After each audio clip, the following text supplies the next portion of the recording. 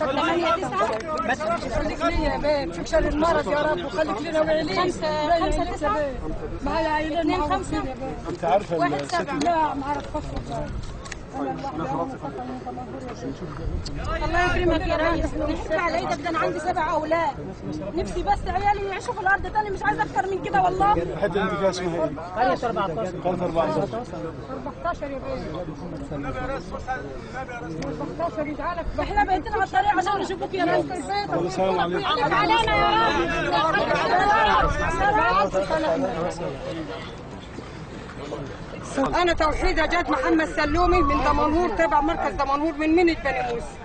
وجيت البنجر بنشتغل بالأجرة أنا وجوزي وعيالي. جوزي عامل عملية في شهر رمضان 3 عمليات وتعبان، ومعايا عيلين، واحد معوق والثاني عنده كهرباء في دماغه، ولا لقى نصرف عليه ولا لقى نجري عليه، وأنا تعبانة ولسه طالعة من الغيطان دلوقتي. ايه اللي حصل دلوقتي يا حاجة؟ جيت للرئيس قابلته سعيدة الرئيس واللي معاه، شاورت بيدي وقف ونزل لي ما تاخرش عني وسلم علي، وجيت اوطي ابوس ايده مرضاش، وقال لي قولي على اللي انت عايزاه واديني بطاقتك نوريها لك.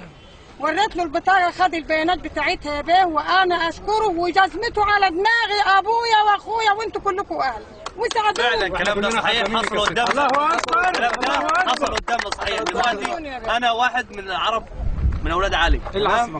وقف قدامنا الرئيس، وقفناه بنفسه محدش وقف. شاورت له وقف، قال الحرس اطلعوا على جنب، وكلمها وقال لها عايزه ايه، وخد بياناتها واللي هي عايزاها يعملوا لها. شعور المنطقه بالكامل من اسكندريه للصحراوي الكيلو 75، الناس كلها مبسوطه وفرحانه بيه جدا جدا.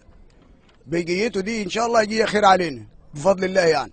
وفي الاول وفي الاخر هذه نهضه ما كناش نحس بها قبل كده. المكان اللي فيه الشونه ده كان معمول مطار ما نزلش فيه الرئيس السابق الا مره واحده، الرئيس السادات حتى مش مبارك، مره واحده، وبعد كده عطل لعند وقتنا هذا.